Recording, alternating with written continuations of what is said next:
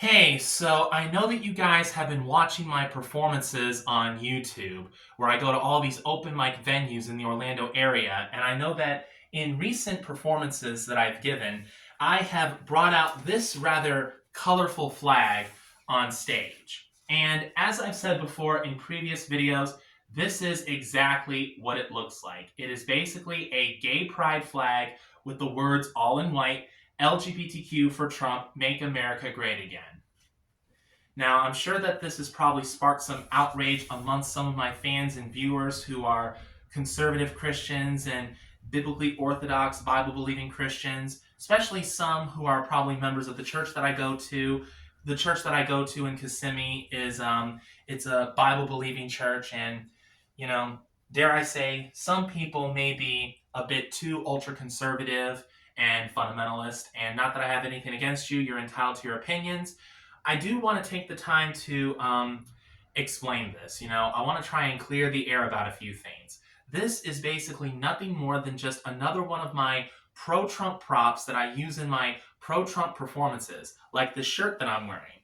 It says, "Make Christmas Great Again," and it's got Donald Trump he's wearing a Santa hat, and he's got all these Christmas lights surrounding him, and he's got a great big smile on his face because he loves Christmas. I mean, after all, he had a brief cameo in Home Alone 2, Lost in New York, one of the greatest Christmas movies from the 20th century. Anyway, so this flag that I have, it's basically no different than all the other pro-Trump flags that I have in my pro-Trump videos. The blue and red flags, that say the same thing. Trump 2020, keep America great. Trump 2024, save America again, or take America back. That's basically what it is. I'm not trying to push for some sort of LGBTQ propaganda or anything like that. That's not what I'm trying to do. If anything, I'm trying to push back against a fake news narrative that I think came about when Trump was in office for the first time, when he was our 45th president. I think it involved like transgenders in the United States Armed Forces. There was like something about, the military wanting to use military funds for sex change operations for some of their officers, and Trump was pushing back against that because, well, no crap, military funds are supposed to be used for the military, for resources for the military to make sure that we are safe and protected during times of war and even during times of peace, to keep us safe and protected from domesticated enemies and even foreign enemies. You know what I mean? To try and keep us safe and protected from any more potential 9/11 terrorist attacks. I mean, seriously, do you want another terrorist attack like that? I mean, seriously, what is it with this narrative about how, we need to use military funds to fund, sex change operations, and when Donald Trump says no, that we're not supposed to use military funds for that, that all of a sudden, his enemies use that against him, and they try and push this narrative that he's against the LGBTQ community, and that he may probably try and take everyone's rights away when it comes to marrying the person that you want to marry.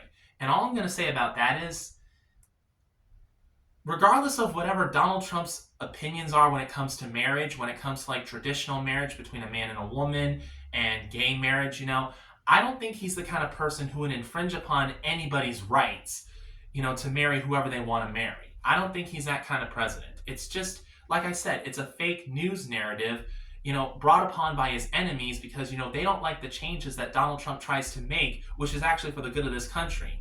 And let me remind you that back in 2015, the Supreme Court of the United States pretty much announced that it was legal for all 50 states to have gay marriages, that it was declared unconstitutional that people would be denied the right to marry whoever they want to marry. So it's like, think about this for a minute. Here in America, members of the LGBTQ community, they have all the rights and all the privileges in the world that they could possibly want, which is more than I can say for members of the LGBTQ community who live in, let's say, predominantly Islamic countries like Saudi Arabia, because I know that there are places in the world where if you identify as a member of the LGBTQ community, and if you practice any form of, homosexual activity, that's punishable by death. Here in America, it's celebrated. So it's like, seriously, people are gonna be a bunch of big crybabies about things that just don't make sense. Nothing more than just fake news. That's basically one of the reasons why I use this pro-Trump LGBTQ flag in my videos. That's why I use it. It's basically because it's my way of trying to show that that's nothing more than just a fake news narrative. That, there are people of the LGBTQ community that actually vote for Donald Trump. They support Donald Trump. They want him to be the president, because keeping in mind that members of the LGBTQ community have all the rights and all the privileges that they could ever possibly want in this country as of now, ever since 2015. It's like, I think the one thing that members of the LGBTQ community are concerned about when it comes to who's going to be our president is not so much what more can we get from the government for our cause, but basically it's about where's our next meal coming from.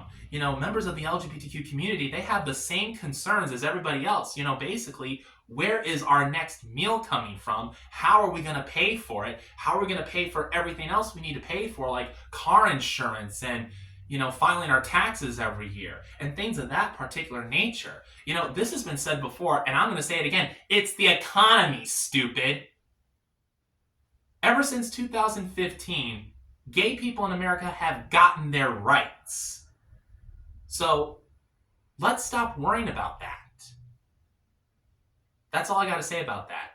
So now, basically, me personally, I believe in traditional marriage. I believe in marriage between one man and one woman. I believe that to be the only valid marriage ordained by God. I believe that. But being an open-minded human being, I also believe that every human being has the right to live their lives the way they choose to live it. And if two people of the same sex want to get married, then I say just let them. Now, I'm studying to become a priest in the Episcopal Church. And the reason why I'm mentioning that is because if any gay couple wants to come to me and they want to ask me to be the celebrant of their wedding, I have to put up my hands and I have to say, I'm very sorry, guys, but I can't do that because it goes against my biblical convictions. I have nothing against you two as human beings, but this goes against what I believe, and I can't say yes to this. But if you're really serious about this, and if this is something that you really want, the least I can do is refer you to this priest that I know from this other church. This priest will be more than happy to officiate over your wedding, but I can't do that. So I hope that this has cleared the air about a lot of things, and if you're still not satisfied with the answers that I've given you, well, I'm sorry, I don't know what to say. I really don't. But this is the answer, and that's that. So, like I said, I hope and pray that this clears the air, and with that being said, I want to say Merry Christmas, have a Happy New Year. I'm looking forward to the new year, 2025, because Donald Trump he's getting back into the White House, and I can't wait to see what he's going to do to make America great again once more. So with that, I'll say goodbye and Merry Christmas.